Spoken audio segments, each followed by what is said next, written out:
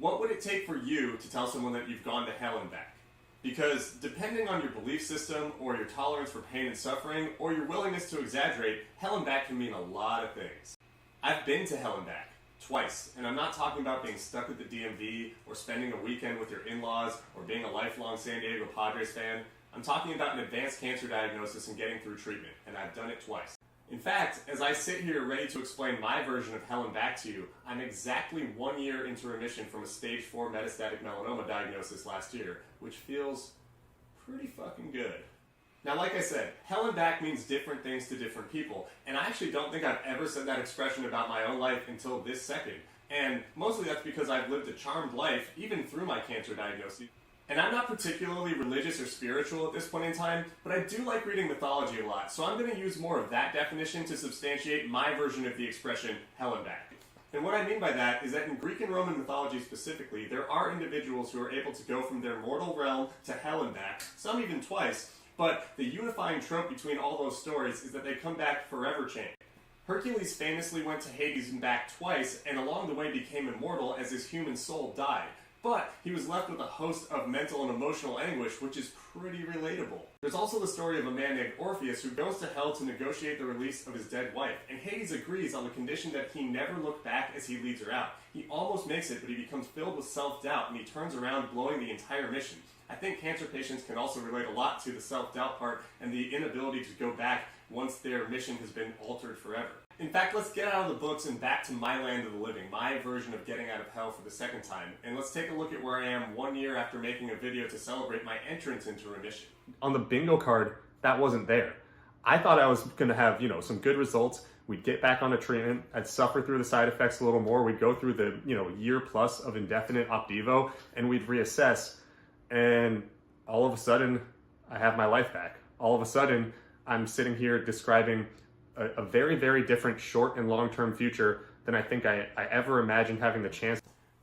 First of all, what a difference a year makes physically. I mean, in that clip and in this picture, look at the color of my skin. Look at how skinny I am. Now, that's not a criticism. I kind of had hepatitis and gastritis at the time, but I was down to 149 pounds, whereas I normally sit around 175 or 180, which I do today. And yeah, I'm a stage 4 cancer patient, which means I'm about as far away from immortality as you can get, but I did manage to bring back the mental and emotional anguish from the underworld. So why is that a good thing? Well, relative to cancer, all my day-to-day problems are nothing. I feel nearly mentally and emotionally invincible. And that's not to say I don't get sad or stressed or depressed or worried about day-to-day things that aren't cancer related. In fact, that's the whole point of making it out of cancer treatment, is to live a life that includes the entire spectrum of emotions that people get to have.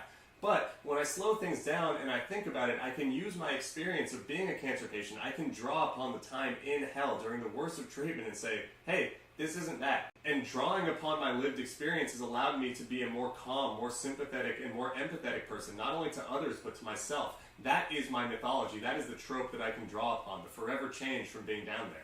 And a funny thing happened on the way to my second 1-year remission anniversary. That is, I've had cancer twice. I was in remission for 4 years the first time. This is now my second time being in remission for a year. If you've watched my other videos, I've actually made a video to commemorate each month, 1 through 11, until this day.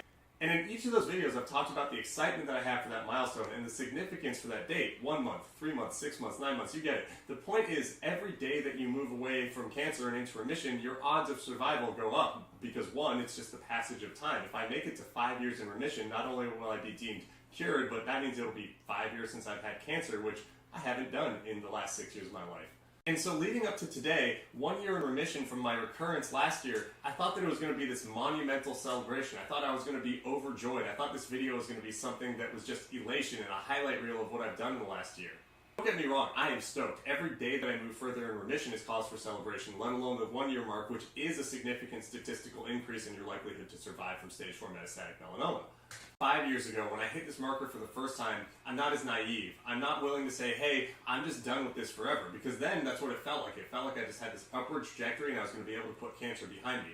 Now, cancer is going to have taken up all of my 30s, if I do manage to make it to 5 years of remission, and my life is radically changed around it. I work as a cancer patient advocate. I am focused on making this vlog and helping cancer patients and their loved ones with mental health resources. And I'm happy about that. Whereas I was trying to put this all behind me after my first diagnosis, and that's no longer an option. But here's the thing. I've been to hell and back twice, and I'm still telling my story. And there are a lot of people who didn't have that opportunity once. And so yes, I'm acting like I've been here before. I've gotten to a year before, I've done it again now. I know that it might not stick. I got to 4 years last time before recurrence. But it's worth pointing out how fortunate I am now to have the same amount of hope that I did 5 years ago during my first remission.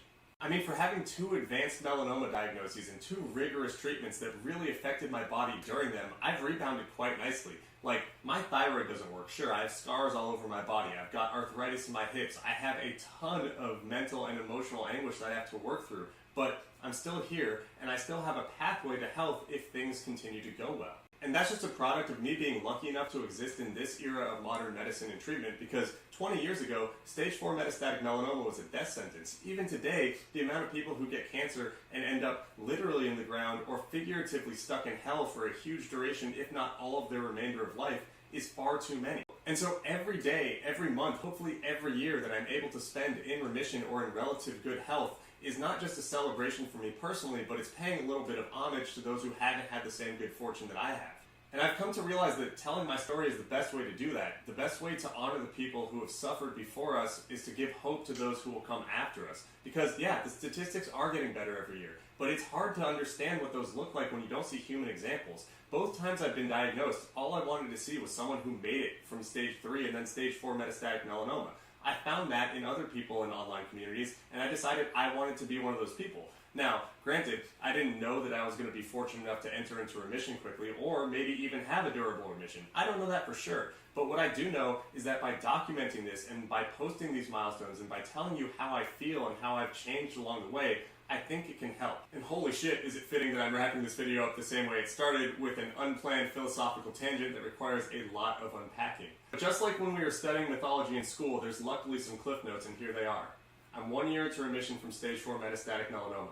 I've been to hell and back twice. But I'm not a mythical figure, so I'll drop the allegory for a second, I'll just say it straight out. If you or your loved one is going through cancer, if your family has been affected by cancer, all I want to do is give you an example of what hope looks like. Because that's where I'm at right now. Nothing is given. I'm 1 year into remission. That's healthy enough, but all I have right now is hope for a long life. But the more examples that we provide of this, the better it is, because cancer is just it's a human experience, albeit a shitty human experience, but it's one that we can help other people go through if we share our examples of the good and the bad. And regardless of what I go through, I'm going to be documenting that.